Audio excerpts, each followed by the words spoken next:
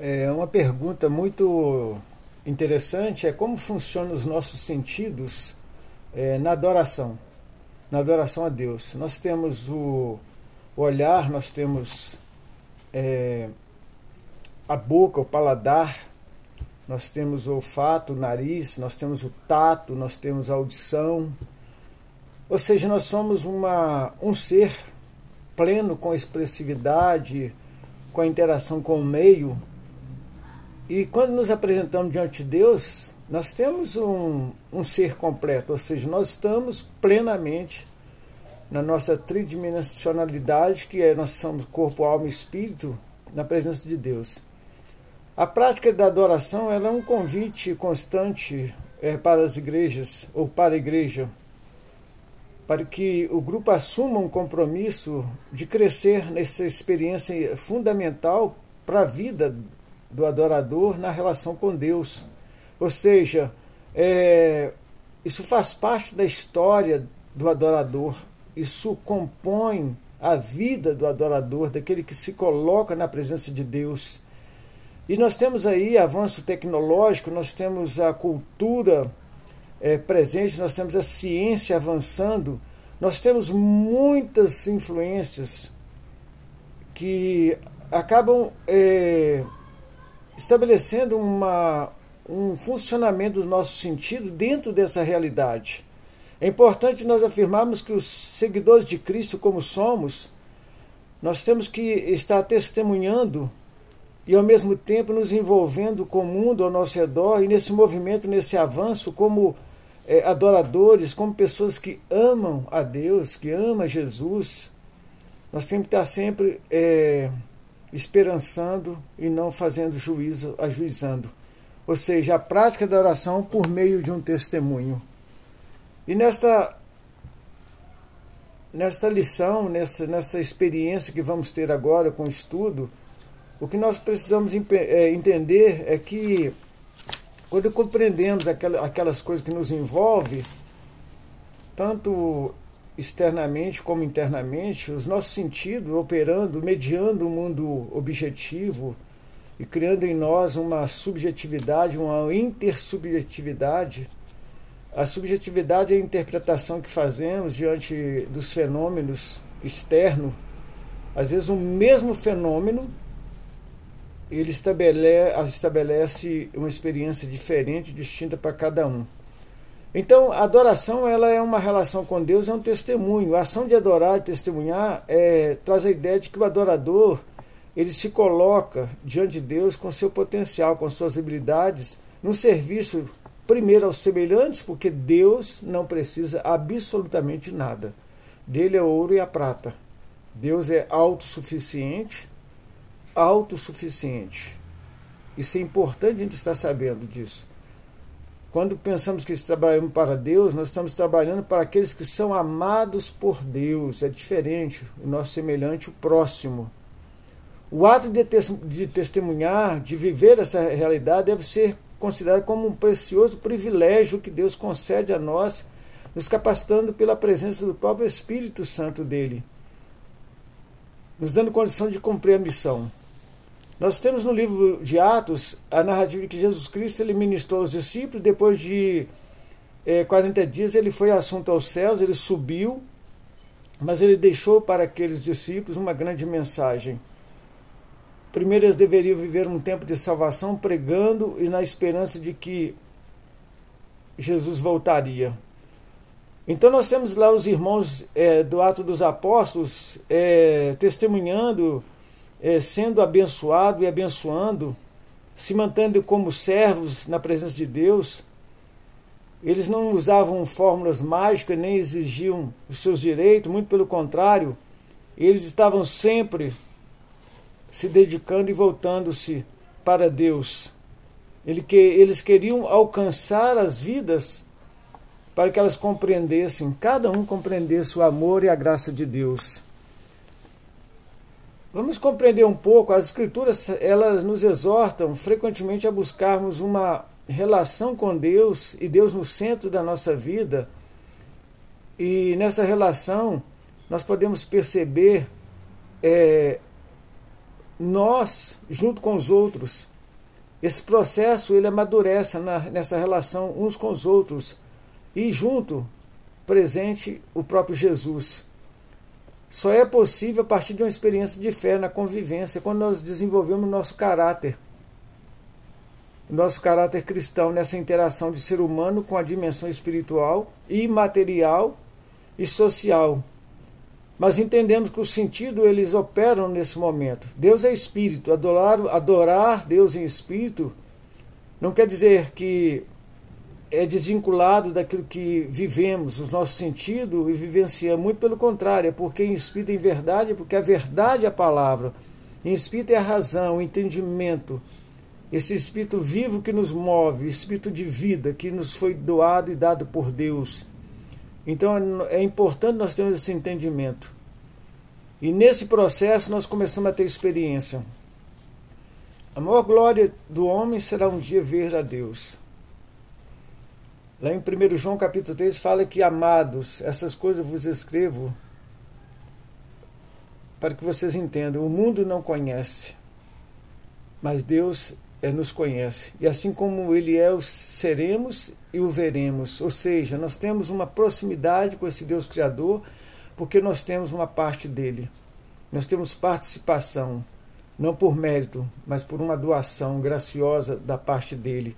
Adorar é comparável ao processo de ver, contemplar através da fé e de um conhecimento de Deus, transmitido ao coração daquele que busca pela meditação, pela contemplação, percebendo os atributos do poder de Deus. O salmista ele tinha duas dimensões na sua vida, uma meditação contemplativa, quando ele via a glória de Deus se manifestar na natureza, e ele expressava: os céus manifestam a glória de Deus. E tinha também aquela meditação introspectiva, quando ele dizia para a própria alma: a minha alma tem sede de Deus, bendiz a minha alma, não se esqueça dos benefícios do seu Deus. Então nós demonstramos que podemos entender, compreender, aceitar, crer e ver essa glória de Deus. Essa visão de fé deve ser prioridade na nossa relação com Deus, principalmente em comunidade, como também no nosso momento particular com Deus.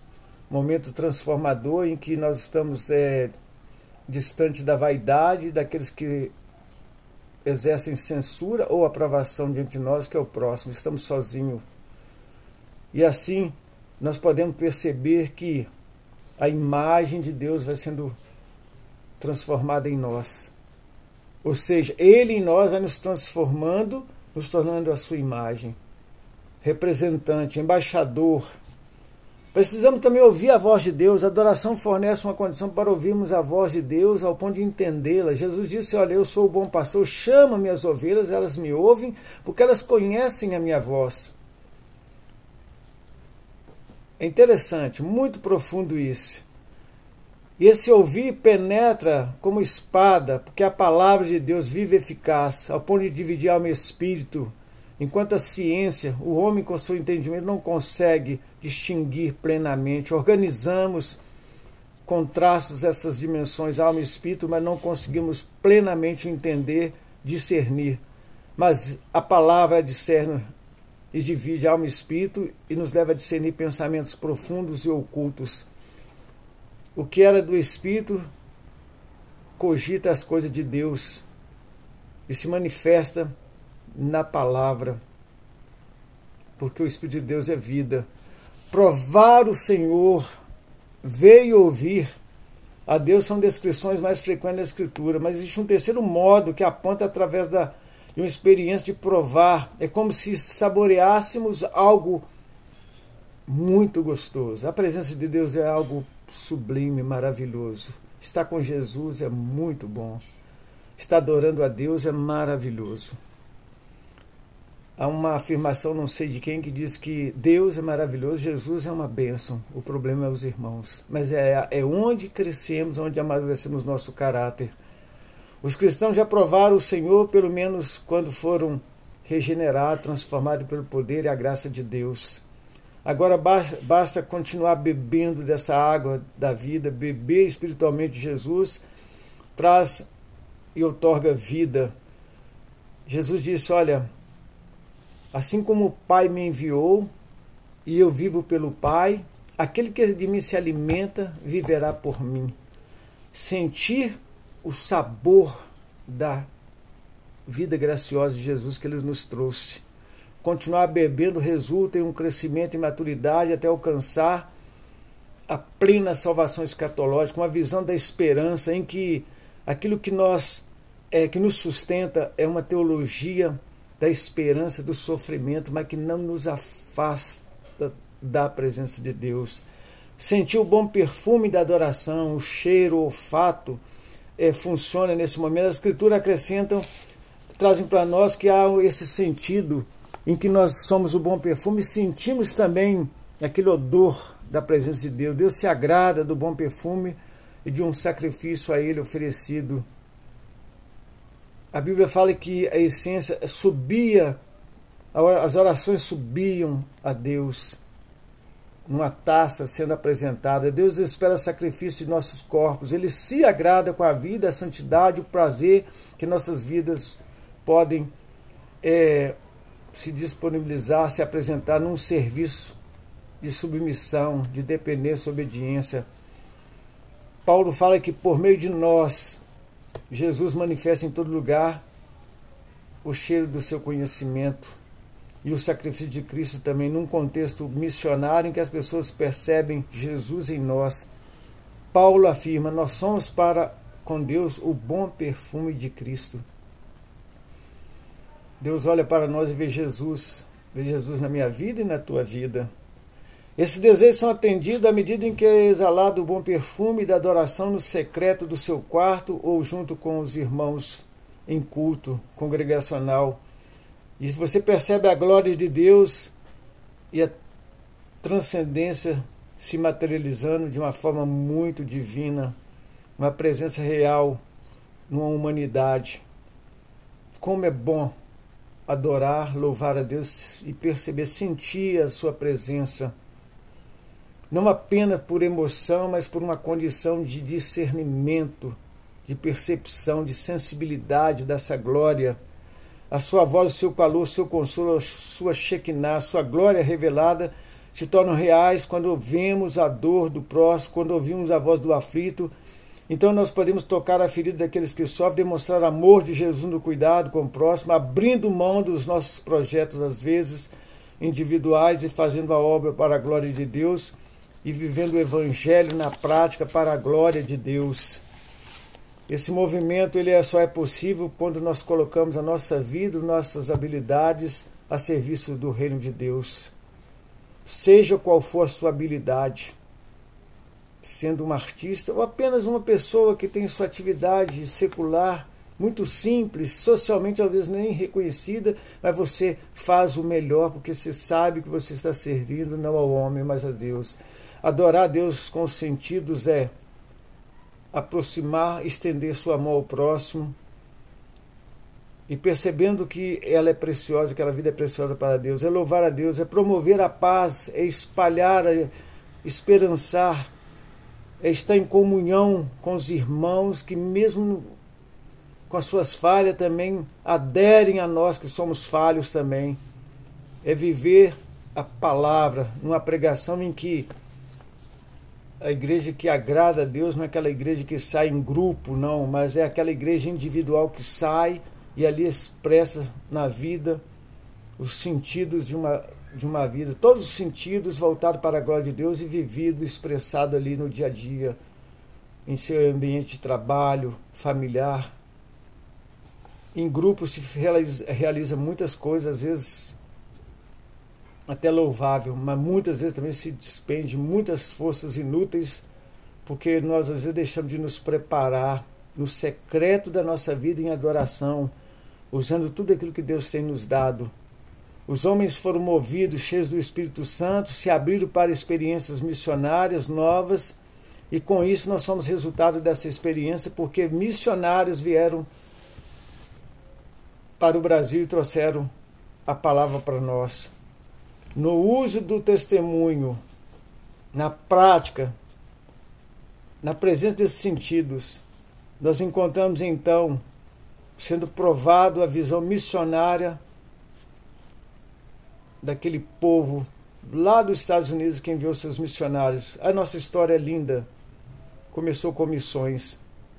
E para conhecer mais dessa história, nós temos que gastar tempo conhecendo aqueles que marcaram a nossa história missionária.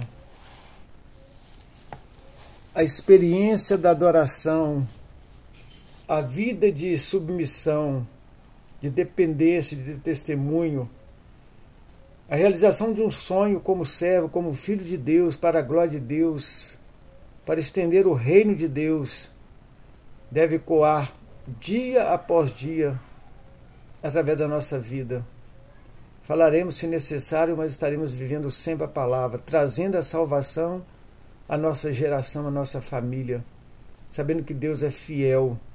Quando nos colocamos à disposição de Deus, nós somos, e vidas também ao nosso redor são transformadas para a glória de Deus e para o crescimento do reino. Que os seus sentidos todos sejam desenvolvidos para a glória de Deus. O teu olhar para a glória de Deus. Sentir o bom perfume e a presença de Deus. O teu paladar, saborear a água da vida. Não o maná que desceu do céu, mas aquela comida que sacia o teu espírito, que é a palavra de Deus, porque nem só de pão viverá o homem. E o teu ouvido, gastando tempo ouvindo, entendendo a palavra de Deus. E a tua mão, operando cura pelo tato do amor a todos. A Bíblia fala, abençoai e não amaldiçoeis. Até mesmo os inimigos.